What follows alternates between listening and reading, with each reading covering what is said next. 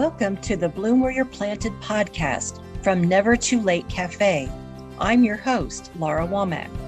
Each week, we sit down for a chat with someone just like you, someone who had an idea, a passion, a dream, or sometimes just a thought, and planted that seed, watched it grow into something they wanted to share with the world. If you have an idea for a topic or someone that would be a guest for the Bloom Where You're Planted podcast, feel free to reach out to us on Facebook, where you can join our Never Too Late Cafe Facebook group. We'd love to hear from you. And today I have a very special guest with me, Austin Macrae. Morning, Hi, Austin. Morning, Laura. How are you? I'm doing great. I did share that this was an earlier slot for me, so I'm still drinking my coffee. So Good. Glad to hear it. So tell us where you're currently living. So I currently live in Ithaca, New York. I've been in this area basically my whole entire life. Grew up about an hour and a half away from Ithaca, out in the out in the sticks, you might say, on about 40 acres of family farmland, in a house that was built by my father.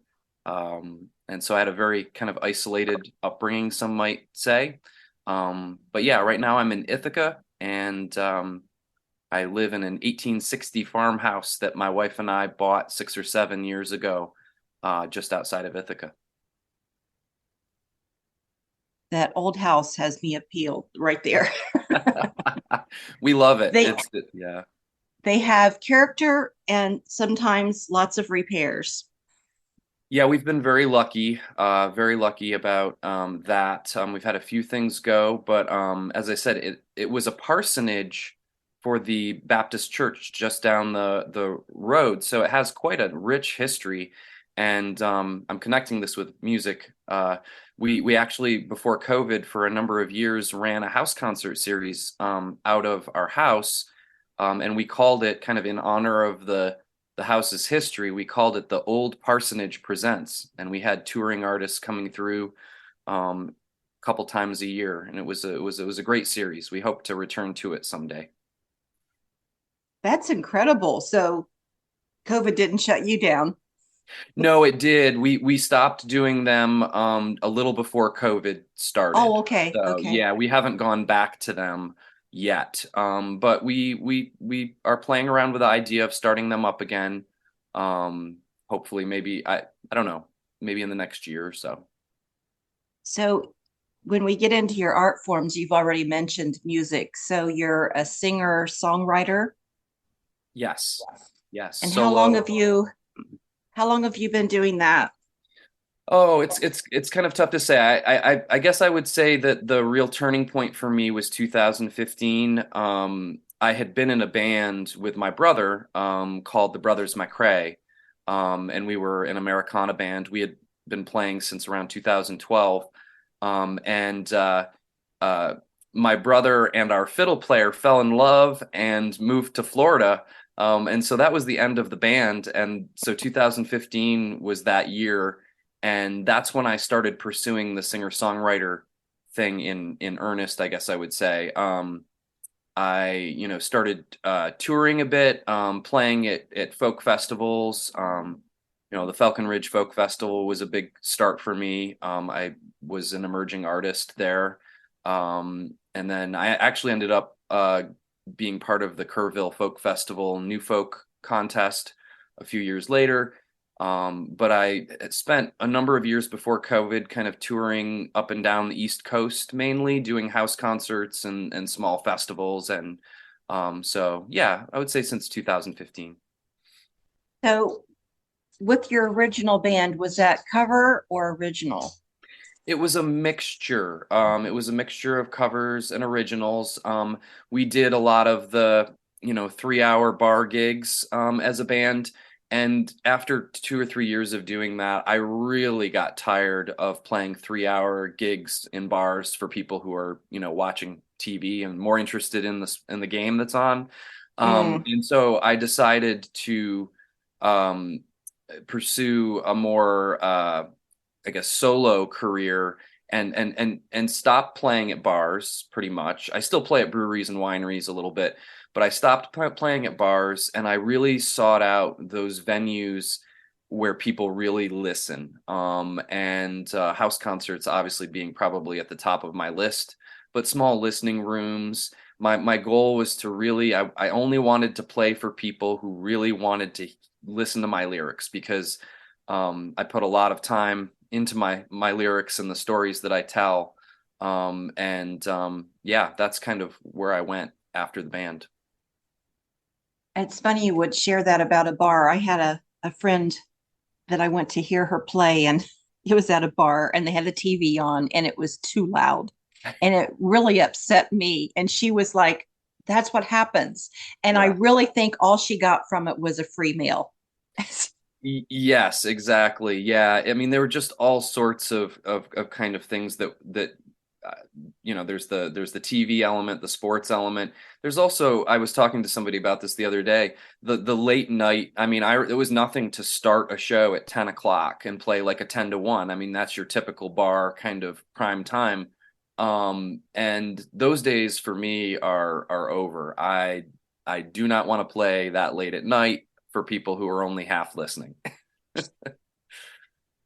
And so many musicians are having to get up the next day to go to a day job. Yes, I yes, mean, myself early on included. sometimes, you know. Yes, yeah, myself included. I've always had a day job, but I've always had the goal of transitioning into making more of my living from my art. So So you are also a painter. that's a recent development. So I did paint when I was back in college about 20 years ago. Now, actually more like 25 years ago. Um, I painted in college and really enjoyed it, but after college, I kind of just let it go. It was one of those things I had other interests in. And then last year, um, I started painting again. My wife actually was the one who got me back into it. We were redecorating our bedroom, and she found this print by this English architect from the early 20th century, and she loved this print and was going to pay, I don't know how, it was quite a bit of money for the print so that she could hang it in our bedroom. And I looked at it and I said, I think I can do a copy of that much larger than what they're selling on canvas. I haven't painted in many years. And that was kind of what fired me up. I did a large, like 3 foot by 3 foot copy of this print. And then after that, I started doing my own original paintings. And this last year, I don't know how many paintings I've done, but I started selling them online, just kind of fell into it. I posted one day on Facebook and somebody messaged me and said, "Hey, is that for sale? Because I'll give you a couple $100 for it." And I thought, wow, maybe there's something in this. And so I kind of started moving in that angle and it's started to take off. That must have been an exciting day. It was. And it was, as I said, it was completely just really by accident. There was no intention to start selling artwork. So your so that was the part about how your painting became. So how about with your music before your group with your brother? hmm Were there any influences in your life early Yes. on? Yes, many. Both my parents were music lovers. My dad was a carpenter or woodworker, I might say. He did a lot of fine woodworking. He was classical music, and he absolutely loved classical music. And he actually made instruments when I was a kid. He made he made a harpsichord. He was very interested in making instruments. His biggest project was he actually made a pipe organ when I was a kid. He never finished it. He passed in 2016. He never finished the pipe organ, but it was kind of his life kind of project to build a pipe organ. All the pipes were made out of wood. So I was surrounded by two parents. My mother also was very musical, loved to sing. I was surrounded by two parents who were, very influential in terms of the environment I grew up in. As I mentioned, I grew up in a pretty isolated area. But music was always around, and I started, playing piano when I was, I think, third grade. I took piano lessons for a few years, and then by the time I was in high school, I had picked up the bass guitar. I loved playing electric bass. And so I was in a band in high school. And then when I got to college, I kind of switched over to six string guitar because there weren't a lot of musicians at the college I went to, and it wasn't a lot of fun to just play bass by yourself. So I started writing songs and teaching myself how to play acoustic guitar. I had a friend at the time, and we had kind of a duo. We would go around to the dorms and play, and it was a lot of fun. That was when I really started writing songs. They weren't very good, but I did write, and yeah, and then there were a number of years in there where I didn't do much with the songwriting until the band came along. But yeah, music was always there, always in the environment that I grew up in. Yeah. So, were there any musicians that influenced the way that you write or the way that you sing? Sure. Yeah. Um, if I had to name biggest influences, uh, certainly Gordon Lightfoot. Mm. I tend toward Canadian artists for some reason, always have. I'm a huge Gordon Lightfoot fan. I discovered him in college, and listened and kind of learned a lot. I would say a lot of what I know about song structure. Gordon Lightfoot kind of taught me, and I always loved his style. I've been to a few Gordon Lightfoot concerts over the years, and so he's a big one. Joni Mitchell was another one who I Mm. discovered in college. So I kind of, my dad, while he loved classical music, he also would listen to some of the '60s. So I was introduced to some of those groups early on, like Peter, Paul, and Mary. Um, Interestingly enough, I introduced my dad to Gordon Lightfoot. I don't think he had ever heard Gordon Lightfoot until I discovered him in college, and then showed my dad, and my dad became a Gordon Lightfoot fan. Leonard Cohen was another one I discovered in college. Absolutely a huge Leonard Cohen fan. I definitely wouldn't say that his singing, that I patterned my singing after Leonard Cohen, but definitely Gordon Lightfoot. I aspired to have that kind of rich, especially early Gordon Lightfoot before he kind of, his voice got huskier. He had such Hmm. a rich vibrato, and I certainly aspired to that early on. So, how would you describe your method of music, your type of music that you do? Is it folk or is it a mixture? Right. Yeah, it's interesting. I think I've always kind of called it folk because I don't really know what else to, I think sometimes folk makes people feel uncomfortable. In the last few years, I've probably used the term singer-songwriter more than folk because I think there are certain connotations that come along with folk that yeah, sometimes people make assumptions. So I guess I've tended towards more of the singer-songwriter, but I certainly, as I mentioned, the '60s era, I couldn't help but be influenced by that because of my parents. But I would It was a say good that era, by the way. it's a good era. Yeah, if you're gonna have, yeah, exactly. Um, Great so music. just an absolute, a wonderful time for creativity. But in terms of my own approach towards songwriting, I have always really been interested in story songs, Mm. and in particular, kind of darker story songs that are set in rural areas where I grew up. And so the first couple albums that I did were a lot of dark story songs, not really a lot of personal or directly personal writing.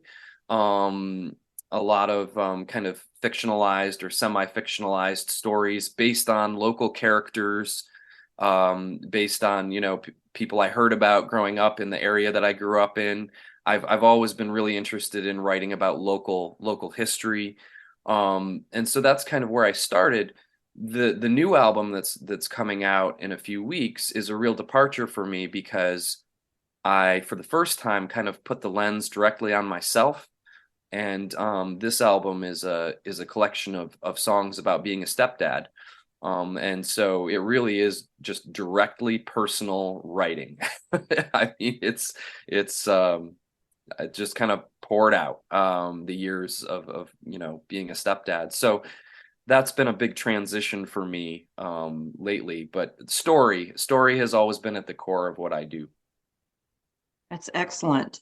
And since you mentioned your stepdaughter, I know there's at least one YouTube of you guys singing together. Yes, and that's been a recent development. So the situation with my, not to go into too many personal details, but the situation with my two stepdaughters over the last 15 years or so was very complicated. It was very it was a really tough road. And I'm trying to think here. Probably the easiest way to describe it was, there was a lot of alienation going on with, their father still in the picture. And so it was really tough for me to figure out what my role was, Mm, especially when, the girls a lot of the time didn't want to have much to do with me. mm. And so um, I do feel like I did my best, and I tried to work on my own kind of parenting skills, and it really has paid off. My younger stepdaughter Erin moved back in with us during COVID. Actually, she had been living with her father, and she decided she didn't want to live with her father anymore, and moved back in with us. And we've had this kind of rebirth, or I hesitate to even say rebirth because it was always tough when she was younger. But now we're very close, and we sing together. She sings on this album. She's on a couple of the songs doing harmonies. We've performed together in public, so it's been just this marvelous turnaround. Marvelous. What words of wisdom would you give someone that is doing what you're doing? I know you're about to make a tremendous change in your life. And what would you say to somebody? They're like, I'm just going to go for it. In terms of kind of pursuing your own art, as a source of, is that kind of what I thought maybe you were going in the direction of, as a stepdad, what advice would I give? Oh, that could be a whole episode in itself. Right. Um, oh gosh, I don't know. I'm trying to think of a good bit of advice. I guess I go back to the idea that I was talking with a songwriter friend of mine yesterday or the day before about kind of all the stages that you go through as a songwriter and as a performer. You I think most people go through a lot of different stages where they try to be somebody else. They maybe try to sing like somebody else. For me, it was Gordon Lightfoot. Like for years, I wanted to be Gordon Lightfoot, and I tried my best to sing like him. And you go through these stages, and you get to a point where you kind of accept who you are, and you learn what your strengths are, Mm. and you learn maybe where you don't have the strengths, and you have to be okay with that. And so I think that as you mature,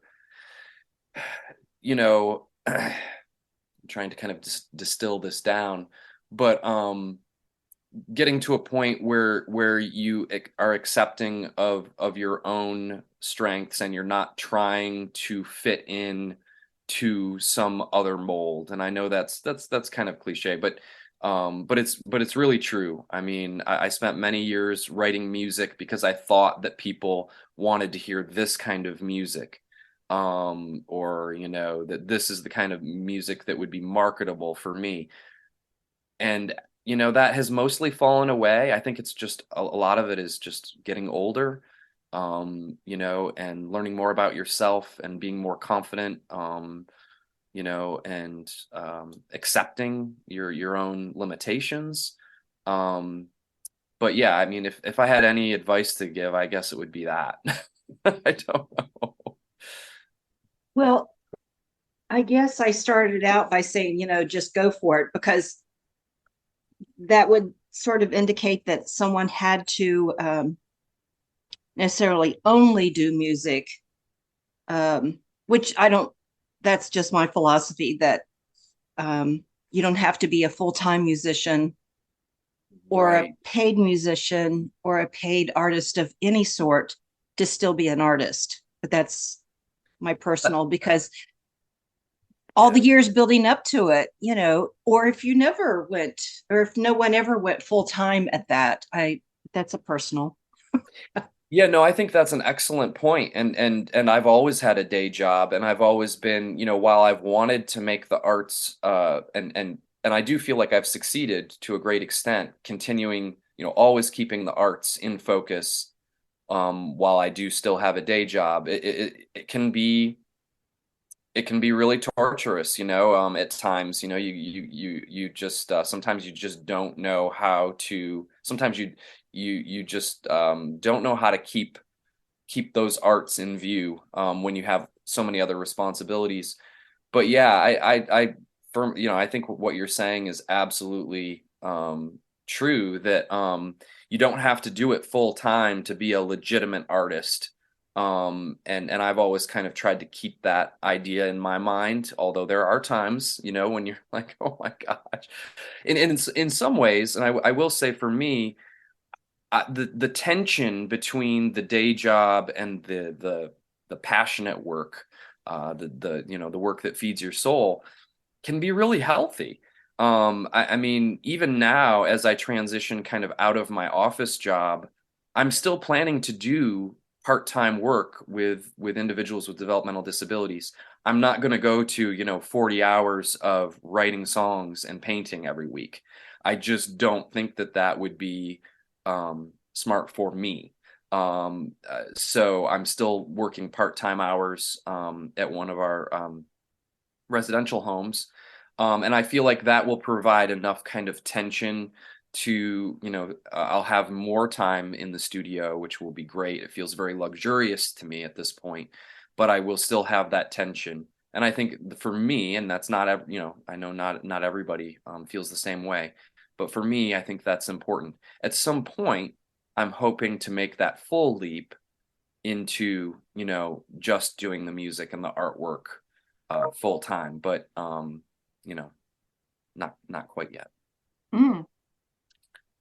So, this podcast is called Bloom Where You're Planted, and I ask everyone what that quote means to them because it's different for everyone. Yeah, and I actually have had that on my mind ever since you contacted me. I think it's just an incredible. I just love it as a title. I believe in it. I'll tell you what it means to me. Um, I think it's something that I grew up with. I think both my parents kind of followed this notion that, as I said, we grew up in a very isolated part of upstate New York. There wasn't a lot of maybe what you call quote unquote culture with a capital C. Um, but my parents kind of role modeled, the artistic life, and it doesn't really matter where you are. You can do it anywhere, and you make the most of your own surroundings, and you use what and what's around you to hopefully make some great art, and also to improve the environment that you're in, whether it's community, being involved in the community, and Yeah, so bloom where you're planted. I think it's something that I've always kind of had, my parents role modeled it for me, and it's something that I continue to do. Just make the most of where you are. I was talking to a couple people the other day, um, and they were talking about how their kids, well, they're not kids, maybe around 20, were hate their hometown. Just, I think they were talking about Binghamton actually, which isn't far from here. And they were talking about how their kids just hate their hometown, think there's, nothing to do there, nothing to gain from Binghamton. And so I mentioned the title of your podcast because I thought that it was, relevant to what they were saying, bloom where you're planted. And I think it's hard for younger people to see that. I know it was for me. Like I spent a long time, feeling like I needed to be elsewhere, I think when I was in my teens and 20s. So, Um, I like that. I like those words. I'm glad you shared it.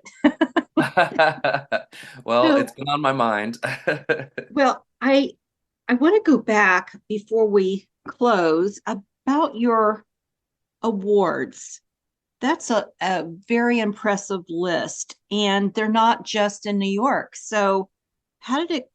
I'm not sure where Kerrville is. It's It's in Texas, down not far from Austin. Yeah. awesome. So, Yeah. you were a finalist in that one, and Yeah, I was then very lucky to get in there. That was a huge turning point for me. and that was in 18. And Falcon Ridge, where's that one at? That's eastern over near Albany in upstate New York. Okay. Yeah. And then there's a South Florida, the Vic Heyman Songwriting Award. Yep, the South Wow. Florida South Florida Folk Festival was a great time as well. It was a time in my life where I really, how else shall I put this? I was really seeking, I wanted to. My father was dying at that point, and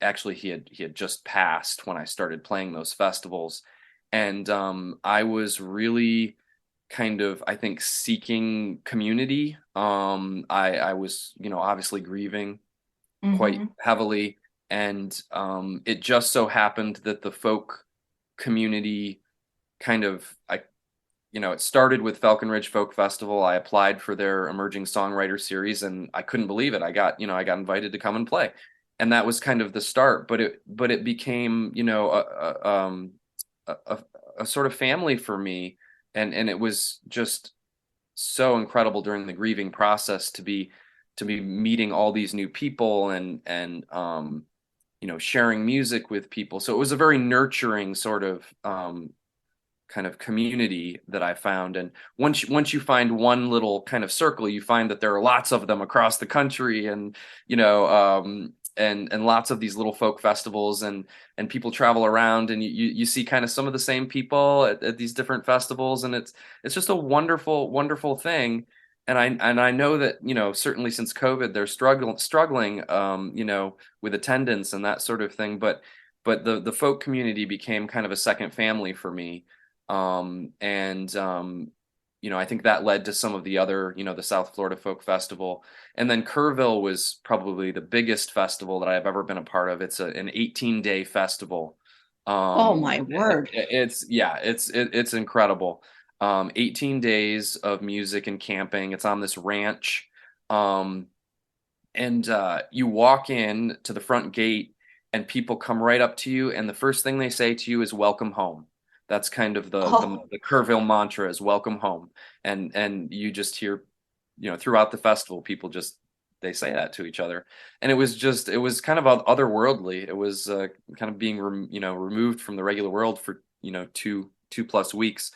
Um, and I met a lot of songwriters from all over the country, and that was the place where I was first encouraged to write more personally.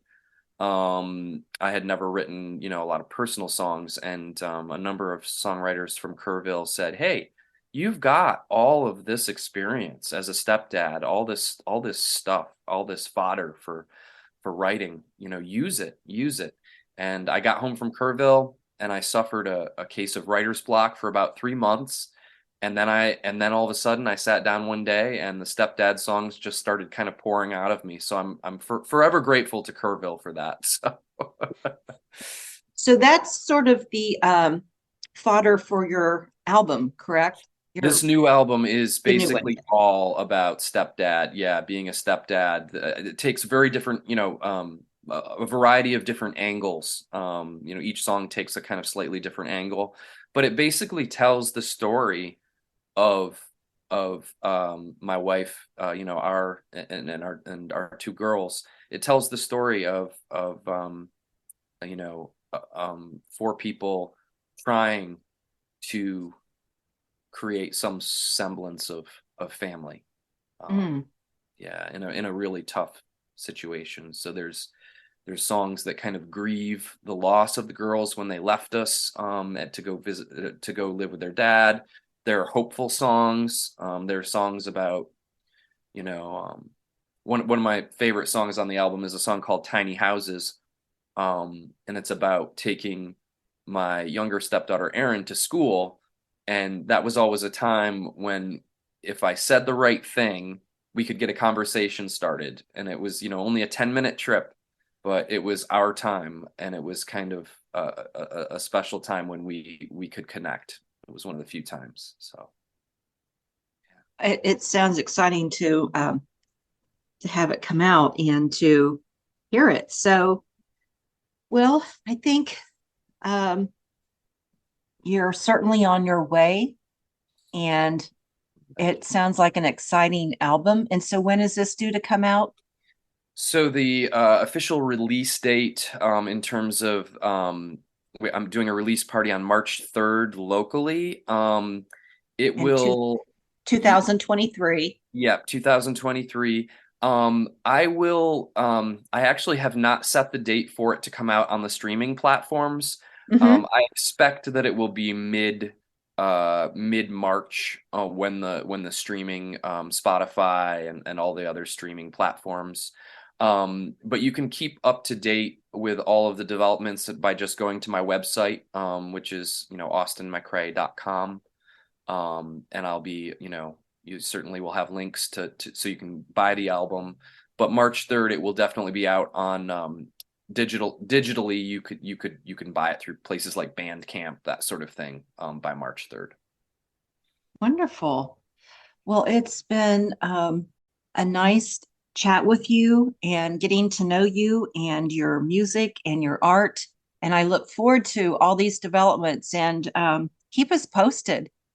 Thank you, Laura. It has been an absolute delight to talk with you, and I love what you're doing, by the way. I love it. Title and everything. Bloom where you're planted. I'm trying. It's great. It's great. So, well, as we come to a close, I just want to say thanks again, and we look forward to hear from you and see your art and hear your music and your new album and your others. You have others out, so we'll certainly include the links in your bio. And so, this is the Bloom Where You're Planted podcast, sponsored by Never Too Late Cafe. I'm Laura Womack, your host, and I'm saying bye for now. Bye, Austin. Bye, Laura.